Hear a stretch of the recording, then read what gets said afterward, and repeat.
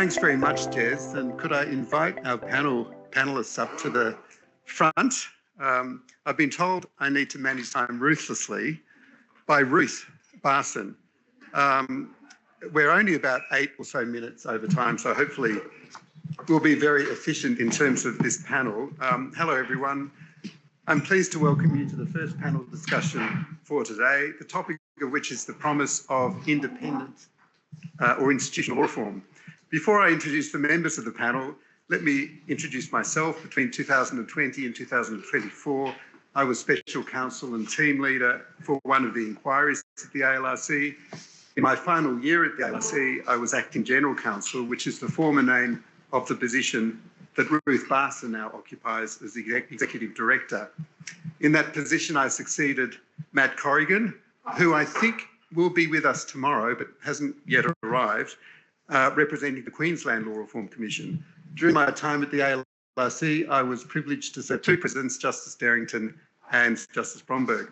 So much has been written about the promise of law reform in terms of the expectations that we have of law reform and its potential to achieve its stated objectives. Indeed, the promise of law reform was the title of a book that was published to commemorate the ALRC's 30th anniversary celebrations, and to which at least 3 persons present today contributed chapters: the Honourable Michael Kirby, Professor Croucher, and the Honourable Marcia Neave. And I'd like to take this opportunity to acknowledge and pay tribute to all those who contributed to the rich literature and discourse on law reform over the past 50 years of the ALRC's history, including, of course, those who are present. More recently, Justice Bromberg and I co-wrote an article entitled "Fulfilling the Promise, 50 Years of the Australian Law Reform Commission." The article traces the evolution of the ALRC and its work over the past 50 years and considers the why, what and how of law reform. Now, of all of these questions, perhaps the why of law reform is the most fundamental, but that's one on which I think none of us needs too much convincing. So we might save that up for comments or questions later on and focus on the what and how questions. So we're very fortunate this afternoon to have 3 eminently qualified people, as you've already heard, to share their insights and experience on this topic. Let me introduce each of them in turn. There is, of course, much to say about their careers. For present purposes, I'll focus on their experience in law reform and in particular the breadth of their experience in terms of the different contexts in which they have contributed to law reform. The Honourable Marcia Neave AO has had an association with the ALRC that goes back 4 decades.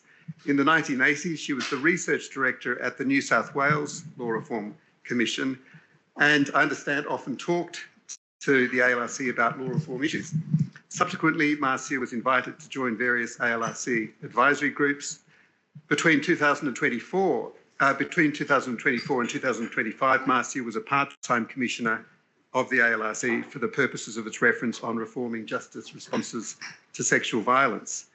In addition to her extensive experience as an academic and a judge, Marcia is a seasoned law reformer who has participated in many law reform projects in law reform bodies on a wide range of issues and topics. And that includes, for the Victorian Government, running an inquiry into prostitution. From 1987, Marcia was a member of the previous Law Reform Commission of Victoria, which was abolished, as we heard, in 1992, and then re-established as the Victorian Law Reform Commission in 2000, when Marcia became its foundation chair. Between 2015 and 2016, Marcia chaired the Victorian Royal Commission into Family Violence, and between 2021 and 23, she was the chair of the Commission of Inquiry into the Tasmanian Government's response to child sexual abuse in institutional settings. So a round of applause for Marcia, please.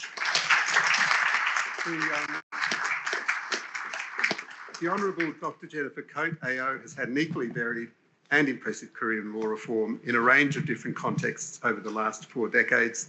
This includes experience in legal practice as an advocate and activist on social justice issues, as a public servant in the then State Attorney General's Policy and Research Unit, as a member of various government bodies aimed at making recommendations to improve both cultural and legislative issues in particular areas, as a member of the judiciary in consultation with the Victorian Law Reform Commission, as an appointed member of the VLRC, from 2000 to 2008 and again from 2020 to today, as State Coroner from 2007 to 2012, making various recommendations in the context of death and fire investigations, as a Royal Commissioner on the Royal Commission into Institutional Responses to Child Sexual Abuse, an inquiry that ran for 5 years, and finally, as Chair of a state inquiry into Victoria's COVID-19 hotel quarantine system, which ran for 5 months. So a very broad range of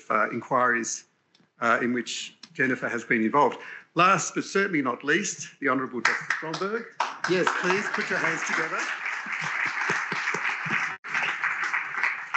The Honourable Justice Bromberg, who's been a judge of the Federal Court of Australia since his appointment in 2009 and has been President of the ALRC since July 2023. Although quick to downplay his law reform experience by comparison with the two other members of the panel this afternoon, Mordy has already been involved in leading 6 inquiries at the ALRC, 3 of which have completed. Prior to his appointment to the bench, Mordy was a consultant to the International Labour Organisation, where he conducted a major law reform exercise that led to the draft of an entirely new Labour Law Act for Nepal. He did a similar exercise in relation to Cambodia. In addition, he's authored numerous submissions on the reform of Australian labour law to various parliamentary inquiries, as well as editing a book on that subject. As President of the International Commission of Jurists in Victoria, Mordy was also involved in the preparation of submissions addressing various law reform projects.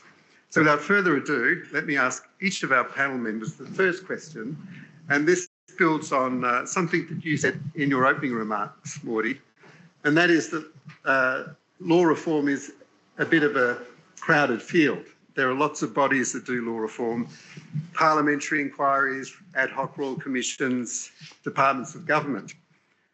So what, in your view, are the advantages of law reform by independent or institutional law reform bodies, such as the ALRC, the VLRC, and many other bodies who are represented here today? So could I direct the first question, please, to you, Marcia? Well, let me start by just saying how wonderful it was to hear the Honourable Michael Kirby. It reminded me of all of the things that I had learnt in the process of, in the last 40 years, really, that I've been involved in various law reform activities. And I think it was implicit in what he said that there's a really important law reform methodology. It's not exactly the same as doing, for example, an ad hoc inquiry or a royal commission. Having good legal skills is a start, but you need a whole lot of other skills as well. That's good. Could I? Sorry? Yes, that's right. Is that better? Yep. So people who work in law reform have to be open-minded to new suggestions, be capable of blue sky thinking, see ideas, produce ideas that other people haven't produced, be prepared to listen very carefully to the people who have been affected by the relevant problem, and those people may not be able to see or explain the problem that affects them or their group in legal terms. They'll be able to articulate what's happened to them, but not necessarily to say this is a problem about this area of the law.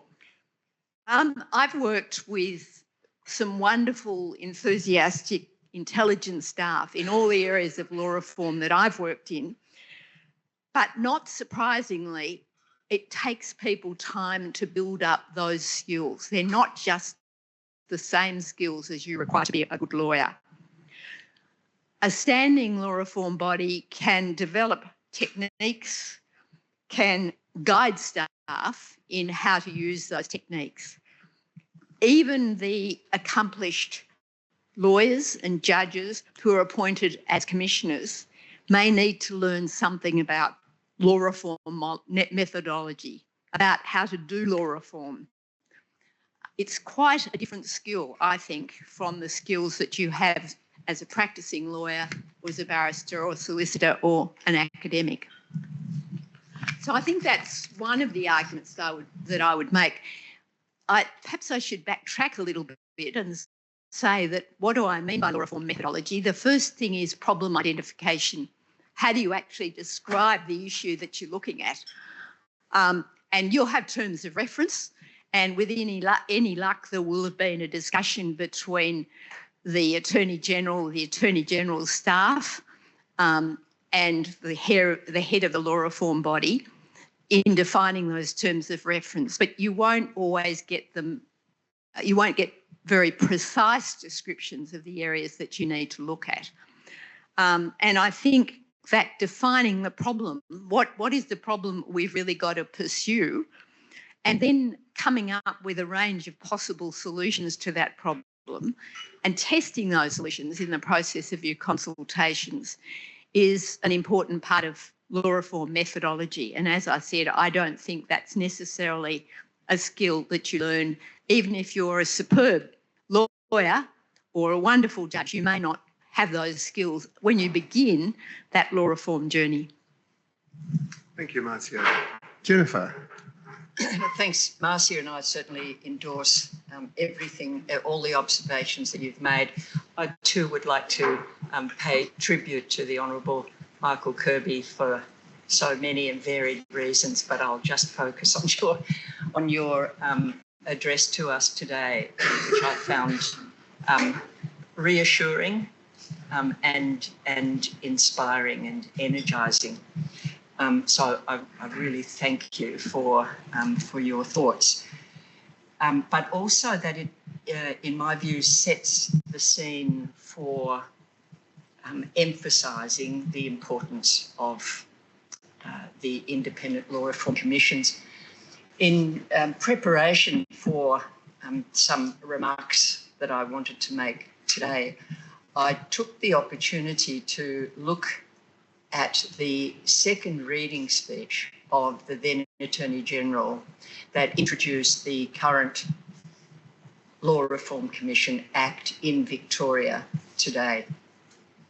And it was very instructive because I think one of the often repeated themes of the importance of law reform commissions is their independence from the government of the day.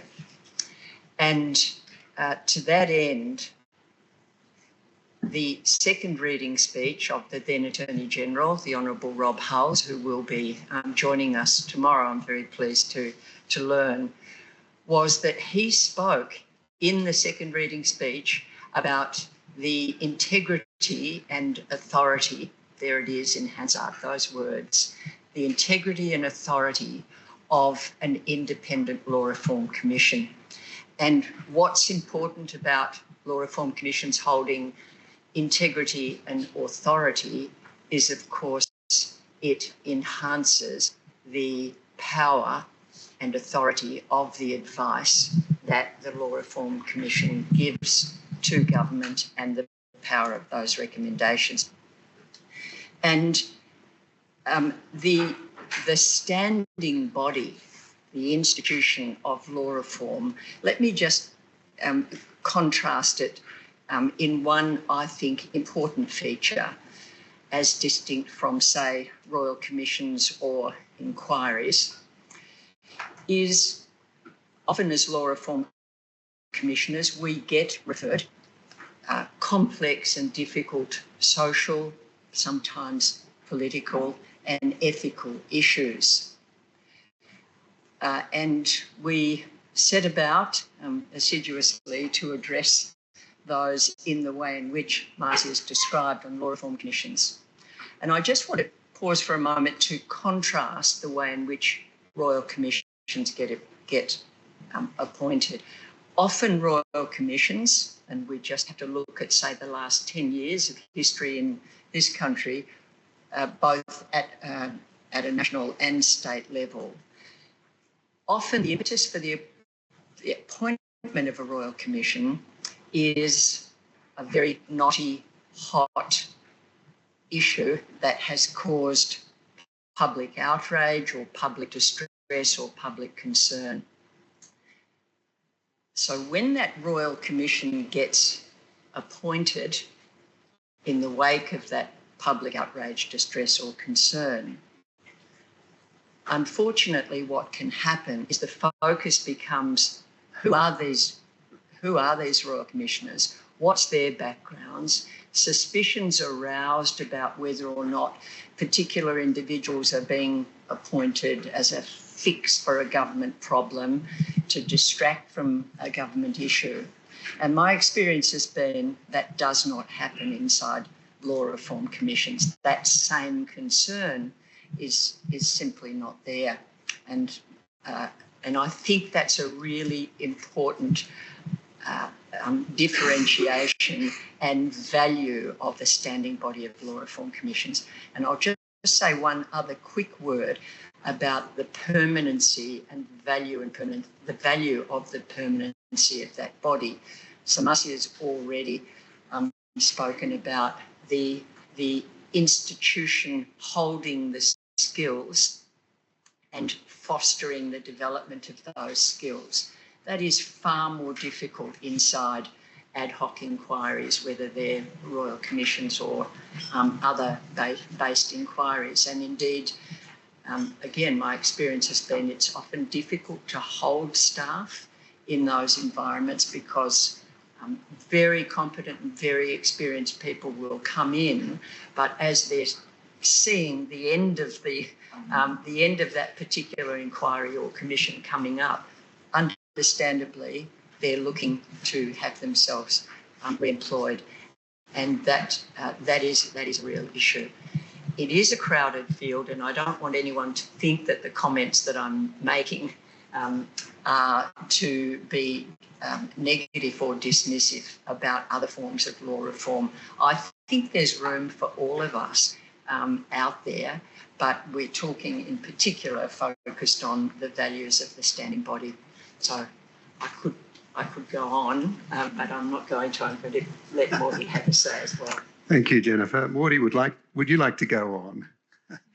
Well, I feel like I've still got my training wheels on compared to these two, but and I should say I concur with everything already said.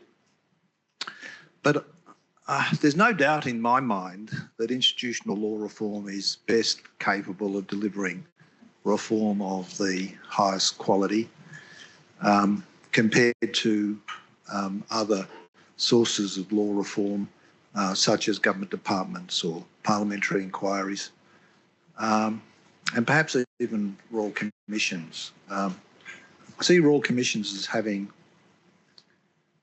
perhaps superior capacities to investigate, but not necessarily superior capacities to formulate and design good laws.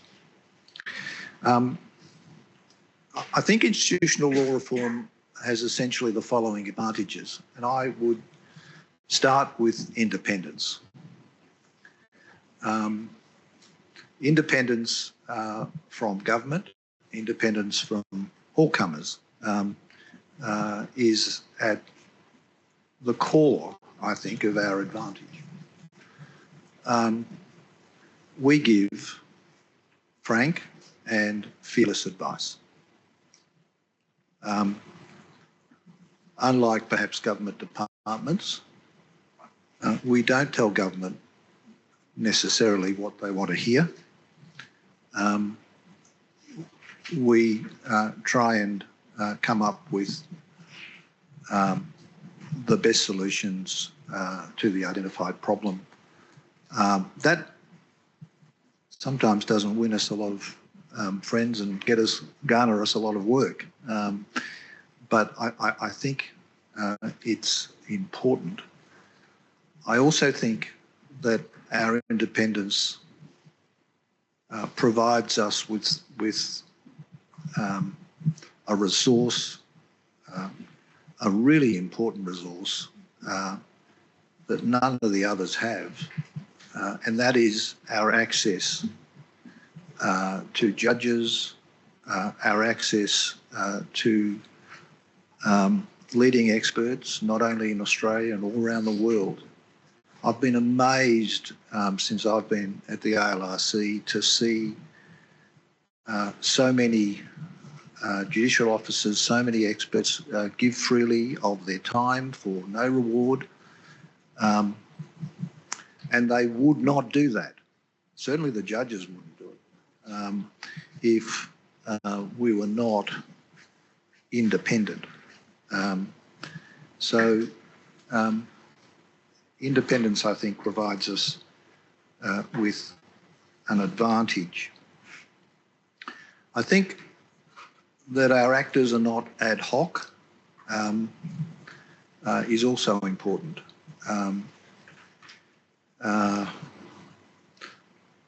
Law reform, as I think Marcia said earlier, is a discipline, and it requires unique skill and experience, and institutional law reform is able to provide that because we have career law reformers who carry with them the corporate experience that is necessary to undertake the complex work of law reform. And another of our advantages, I think, is that we can combine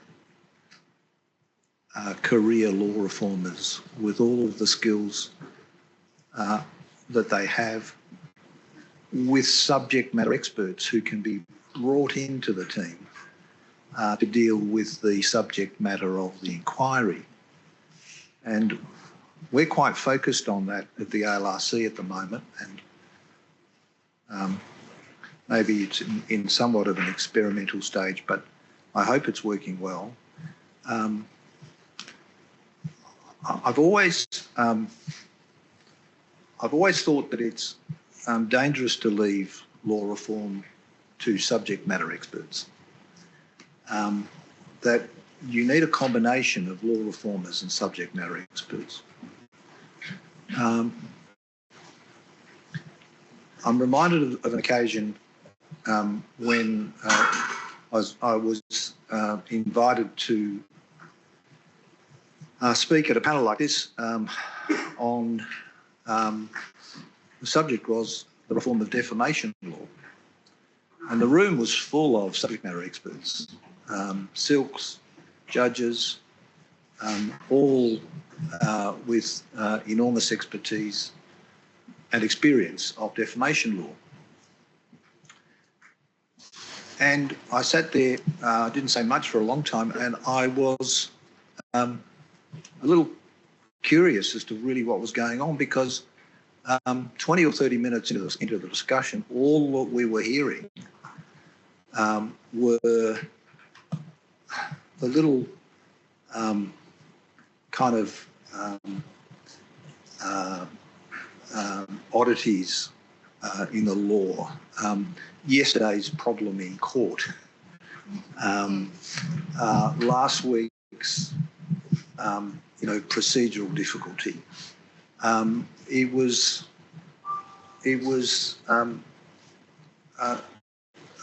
so engrossed in the fine detail that the discussion was kind of not open to blue sky thinking. And at one point I think I said to them, well, this is all about, isn't it, defamation law? It's all about balancing freedom of expression with the right to protect reputation. Have we got the balance right? Why don't we talk about that? And I think what law reformers can do and should do is bring that kind of openness, capacity to take a fresh approach to an old problem.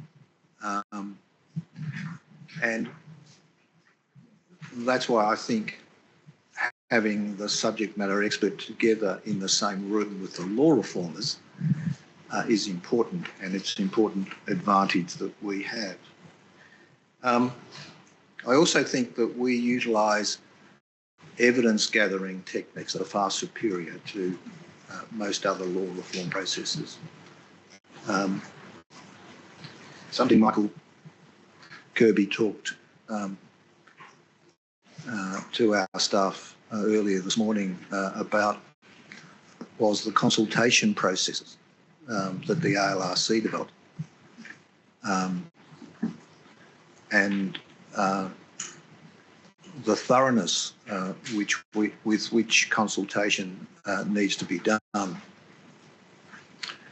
not only for the purpose of evidence gathering, but also for the purpose of bringing stakeholders on board, giving them some ownership into the process. And that requires a lot of work. At the ALRC, we generally go through 2 consultation phases that each take many months.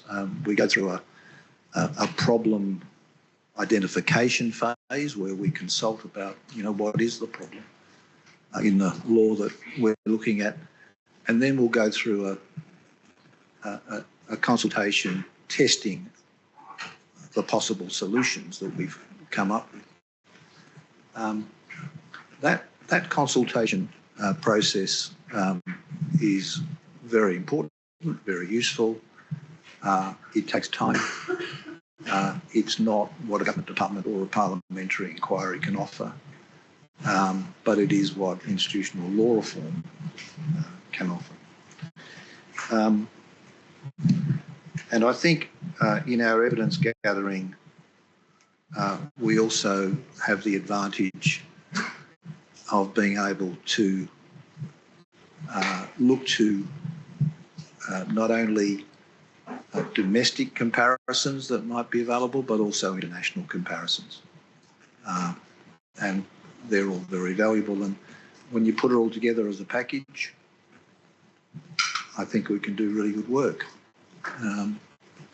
Well, thank you, Mordy. That's probably a good segue into my next question. We've spent a bit of time talking about essential features of institutional law reform bodies, and 2 key points came out of that, one of which was independence and the other was permanence, and hopefully that results in professional and at the very least good manners, as Michael alluded to before.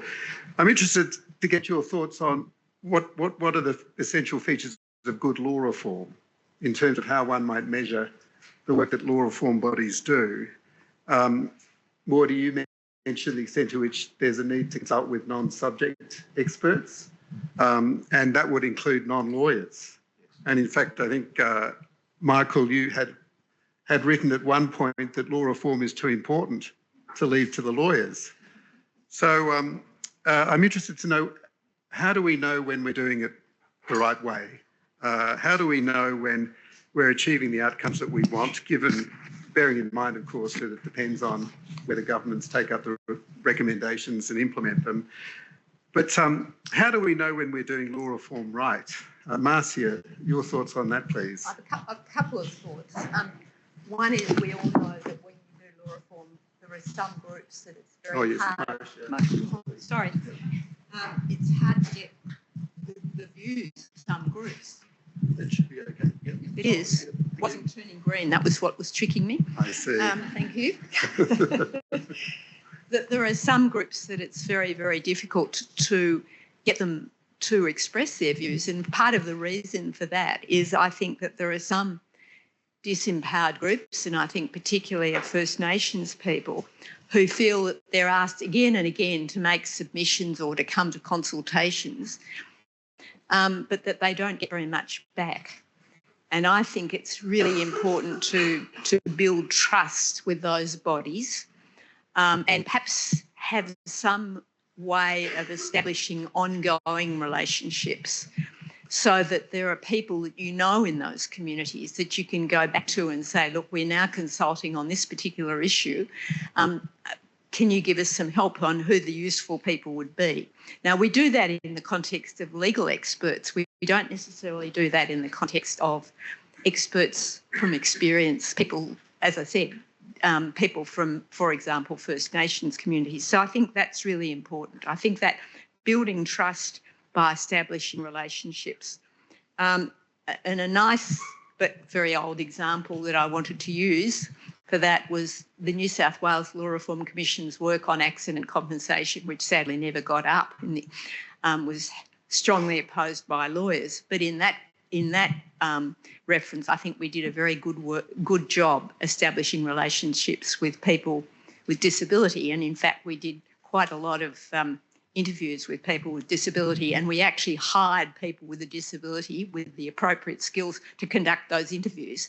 And that then created an ongoing relationship, which was very important, I think, through the whole course of that reference.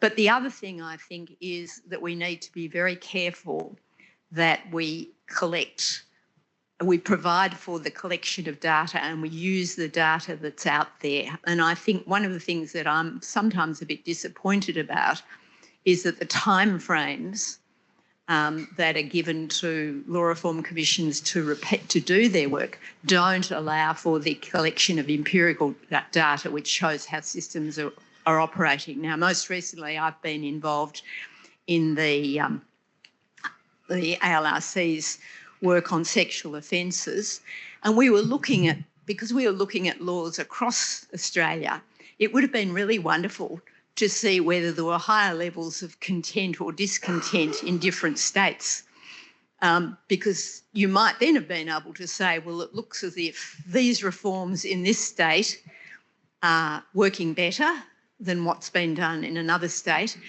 And can we compare what aspects work better and what aspects do worse? Now, that requires time. It's not something you can do necessarily in the context of an ad hoc body as well. But I think as far as possible, established law reform bodies should focus on that issue of data, should understand how, and I'm not just talking about qualitative data, I'm talking about quantitative data. At the moment, often you have to rely on ad hoc inquiries that have been made by academics, which are sometimes terrific and sometimes not so good. And I think that focus on empirical data about how systems are working is really an important feature of good law reform. And just to follow on from that, I would like to see some notion of continuity. So as with the ALRC recommendations in its sexual offences report, put something in place and then have a recommendation for it to be evaluated. Now, it depends, it might not be the ALRC that does the evaluation, it might be another body, it might be the Bureau of Crime Statistics or some other body that does that evaluation. But that evaluation of what you've done to see if it's working, which you can't always do as part of the reforms you're proposing, I think is very important. And that's something that an established body can do. Thank you, Marcia. Jennifer, how do we know when we're doing it right? Any thoughts from you, please? So again, I won't repeat what's already been said, but certainly endorse it. Interestingly, back to that second reading speech that I've looked at so recently in the debates in Hansard, the then opposition, who were responsible for the abolition of the Law Reform Commission that went before the Victorian Law Reform Commission, essentially the debates raised 3 points of, they didn't oppose the introduction of the new Law Reform Commission, but 3 points of criticism. One of them was that the recommendations of the previous Law Reform Commission were highly theoretical and impractical. Now, I'm not for a moment saying that they were. I'm telling you what the criticisms were, now recorded in Hansard, that the previous Law Reform Commission, the criticism from the opposition was it was too close to government and not at arm's length. Mm. And the distilled essence of the third criticism was that it was a closed shop, that its repeated forms of consultation were with the same group of lawyers and courts and professional institutions, but not a diverse enough group of consultees. Now, again, Whether those criticisms actually stand up to scrutiny is a whole different question, but they're interesting to contemplate in and of themselves. Let me just quickly make a couple of other points in response to the issue about what does make good law reform, and I'll focus on just one thing really, which is about just because so many good points have already been made by previous speakers about recommendations. And I think it would be fair to say that I've learnt a little bit about recommendations over the journey that I've been involved in, and I've mostly learnt from those far more qualified in terms of concluding what recommendations should be and how they should be drafted. But one of the things that has really stood out for me is learning, in particular from the public health officials, interestingly enough, during the 5 years that I spent as the state coroner here, the importance of the components of recommendations that we make as law reform commissioners, that we should be as clear as possible about what the recommendation is directed at achieving. In other words, to put that into the body of the recommendation, what's it directed to achieve? To whom is it directed is important, and often a time frame will be relevant.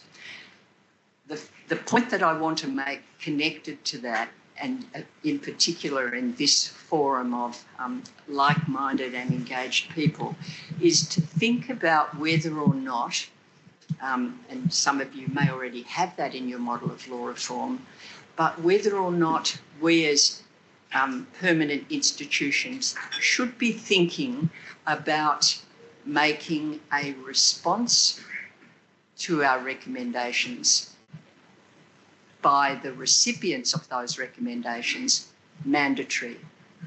Not the implementation of the recommendations, but that there be a response.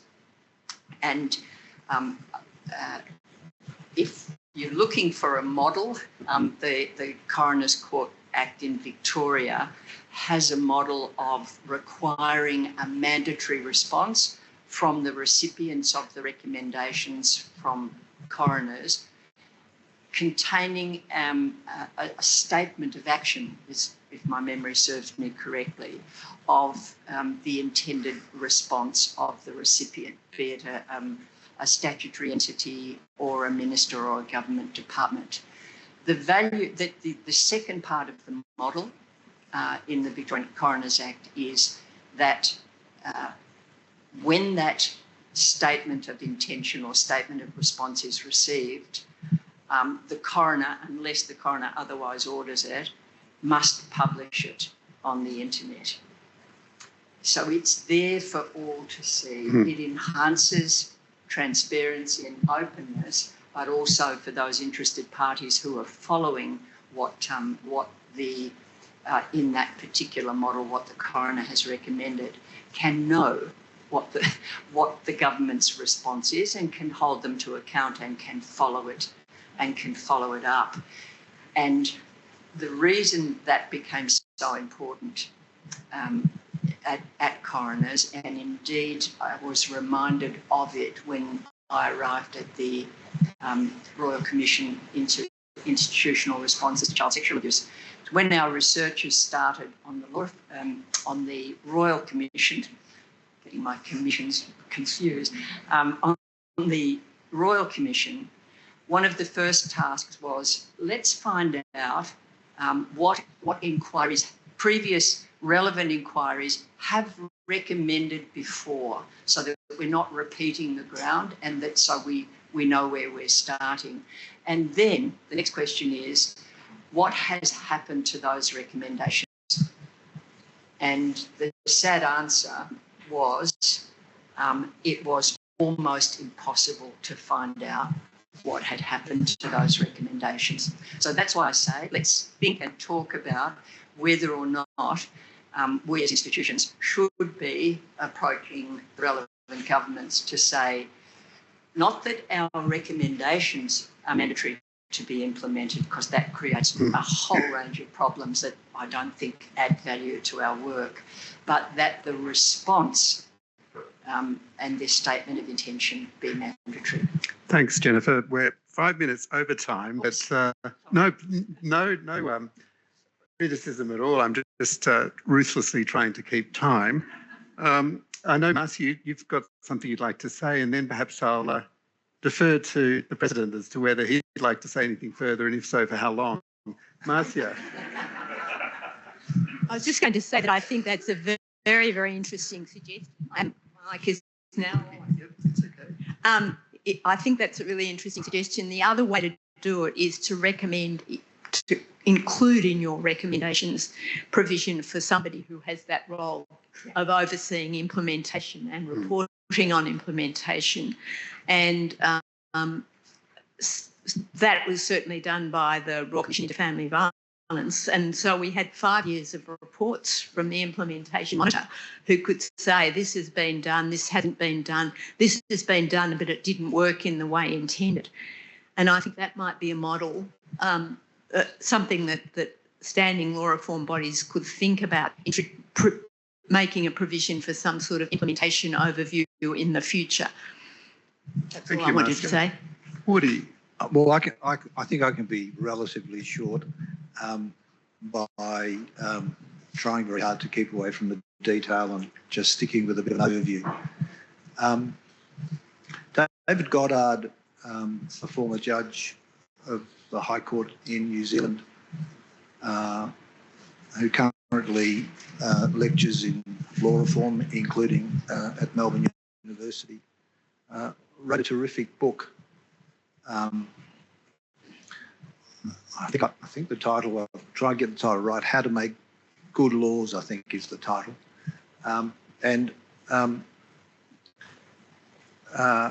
His starting point, which has always been my starting point, is to understand what's the objective of law. And the way he puts it is simply this. He says law is about regulating people, and law reform is about changing the behaviour of people. So one thing that I get out of that is that good law reform has to understand what its objective is, and often, ordinarily, its objective is to change behaviour. Sometimes of a sector, of people within a sector, sometimes more generally. So good law reform needs to be focused on that objective. We're dealing with people, and we're trying to design laws which will best amend behaviour consistently with the objectives of the legislation. We are in the problem-solving business, but we're also in the persuasion business. We want our solutions implemented.